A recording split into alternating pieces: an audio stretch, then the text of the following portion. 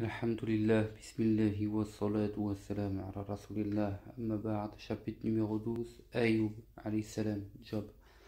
Ses origines, selon Ibn Ishaq, il était issu des Roms, donc les descendants de Nour, où l'auteur précise les Roms désignent les premiers Romains, à savoir les Grecs, qui s'apparentent à Rumi, Ibn Labti, Ibn Yunan, Ibn Yafet, Ibn Nour.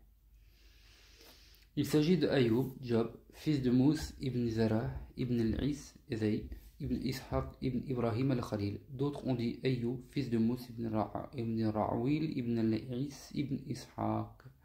Sa mère était la fille de Lot, d'après Ibn Asakir. On a dit que son père était de ceux qui ont cru avec Ibrahim le jour où il fut jeté dans le feu et en fut sauvé. Cependant, le premier avis est plus notoire du fait qu'il était issu de la descendance d'Ibrahim, comme nous l'avons spécifié au verset. Parmi sa descendance, il y eut Daoud, Sulayman, Ayoub, Youssouf, Moussa et Haroun. Et ainsi, nous récompensons les bienfaisants. Ou l'adjectif possessif sa, donc parmi sa descendance, se rapporte à Ibrahim et non à Nour, selon le commentaire le plus attesté. Il fait partie des prophètes pour lesquels la révélation était spécifiquement mentionnée dans la sourate An-Nisa. Nous t'avons destiné la révélation comme nous l'avons destinée à Nuh et aux prophètes après lui. Nous avons aussi destiné la révélation à Ibrahim, à Ismaïl, à Ishaq, à Yaqub, aux descendants de Yaqub, à Isa, à Ayoub, à Yunus, à Haroun et à Sulayman. Et certes, nous avons donné à Daoud le Zabour.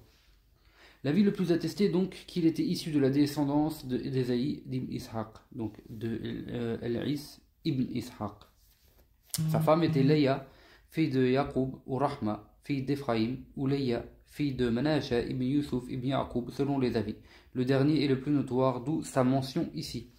Après le récit concernant Ayoub, nous évoquerons les prophètes des fils d'Israël, si Allah le veut, et c'est à lui que nous nous en remettons. Le Très-Haut a dit, et mentionne aussi Ayoub lorsqu'il appela son Seigneur, j'ai été touché par le préjudice et tu es le plus miséricordieux des miséricordieux, nous l'avons alors exaucé et soulagé de tout mal et lui avons donné à sa famille, et lui avons donné sa famille et avec elle ce qui lui équivaut, donc miséricorde de notre part et rappel pour les adorateurs.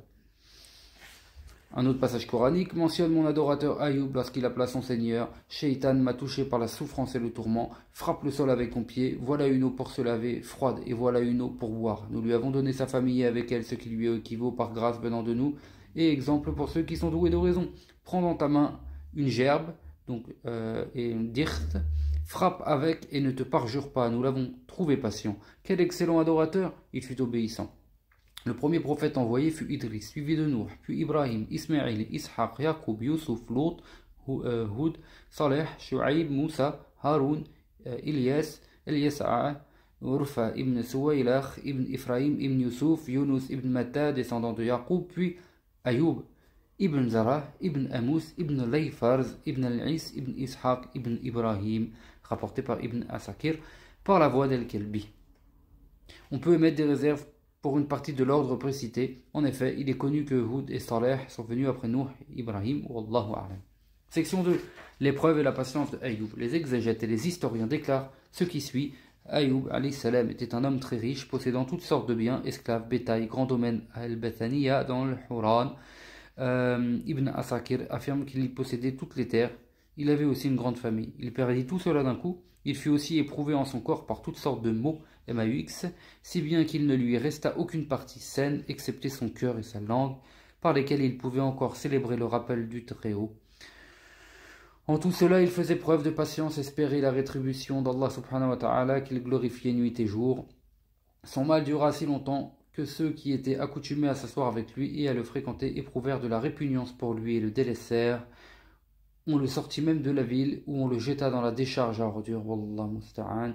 Tous l'abandonnèrent et personne n'eut de compassion pour lui excepté son épouse. L'épouse fidèle, celle-ci veillait à ses obligations envers lui et n'oubliait pas son bienfait ancien et sa tendresse pour elle. Ainsi elle ne cessait de s'occuper de lui et l'aidait notamment à faire ses besoins. Sa situation devenait précaire et ses biens s'amoindrissaient au point qu'elle se mit à travailler au service des gens contre un salaire pour pouvoir le nourrir et l'entretenir, qu'Allah ait en son agrément. Dans cette situation et après le bien-être, les ans et les égards, elle supportait avec patience ce qui les avait atteints tous deux, en plus de la perte des biens et des enfants. À Allah nous appartenons et vers lui nous revenons. Il est attesté dans le Sahih que le messager d'Allah sallallahu alayhi wa sallam a dit: les hommes dont l'épreuve et la plus grande sont les prophètes, puis les vertueux, et ainsi de suite selon le mérite. Il a dit aussi, l'homme est éprouvé en proportion de sa religion. S'il y a de la fermeté dans sa religion, son épreuve sera plus importante. Ayoub fut le premier à être atteint par la variole d'après Mujahid. Il y a eu divergence sur la durée de son épreuve, on a dit 3 ans, ni plus ni moins d'après Wahb ibn Munabbih. Elle dura 7 ans et quelques mois. On le jeta dans une décharge des Israélites, où son corps était exposé aux allées et venues des bêtes. Allah le soulagea de sa peine, grandit sa rétribution et fit son éloge, d'après Anas. Il est resté dans cet état 18 ans, d'après Humayd. Sa chair se décomposa au point qu'il ne lui restait que les os et les nerfs. Sa femme lui apportait des cendres qu'elle étendait en dessous de lui. Lorsque cette situation dura, elle dit, Ayoub, si tu invoquais ton Seigneur, il te soulagerait. J'ai vécu en bonne santé pendant 70 ans, répondit-il. Ce serait donc peu si je patientais 70 ans en vue d'Allah. Elle fut mécontente de sa réponse. Elle travaillait alors pour les gens contre un salaire et apportait la nourriture à Ayoub d'après As-Subti. Les gens ne l'employaient plus car ils savaient qu'elle était la femme de Ayoub. Ils craignaient d'être atteints par son malheur et d'être contaminés par sa fréquentation. Elle ne trouva plus chez qui travailler. Elle en vint à vendre une de ses tresses à une fille de notable contre une nourriture excellente et abondante. Elle l'apportait à Ayoub. Celui-ci s'en méfia et lui demanda d'où provient cela. J'ai travaillé pour des gens, répondit-elle. Le lendemain, elle ne trouva pas d'emploi et vendit alors sa deuxième natte pour de la nourriture. Lorsqu'elle apporta à Ayoub, celle-ci en eut aussi des doutes et jura de ne pas en manger. Si elle ne l'informait pas de la provenance, elle se découvrit la tête en ôtant son voile et il put voir ses cheveux rasés. Là, il invoqua Allah subhanahu wa ta'ala. J'ai été touché par le préjudice et tu es le plus miséricordieux des miséricordieux. La délivrance. Ayoub avait 2 frères. Ils vinrent lui rendre visite un jour, mais ne purent s'approcher de lui en raison de son odeur. Ils restèrent donc au loin, et l'un dit à l'autre, si Allah connaissait quelque bien en Ayoub, il ne l'aurait pas ainsi éprouvé. Ayoub fut consterné par leurs propos, tel qu'il ne le fut jamais auparavant, et dit, mon Dieu, si tu sais que je n'ai jamais passé une nuit rassasiée en sachant que quelqu'un avait faim, alors confirme-le. Une voix du ciel que ses 2 frères entendirent confirma alors ses propos. Puis il ajouta, mon Dieu, si tu sais que je n'ai jamais possédé de tunique en sachant qu'il se trouvait quelqu'un de nu, confirme-moi. On le confirma du ciel et les 2 frères entendaient. Suite à quoi, il dit, en tombant prosterné, mon Dieu, par ta gloire, je ne lèverai pas la tête avant que tu me délivres de mon état. Il ne leva la tête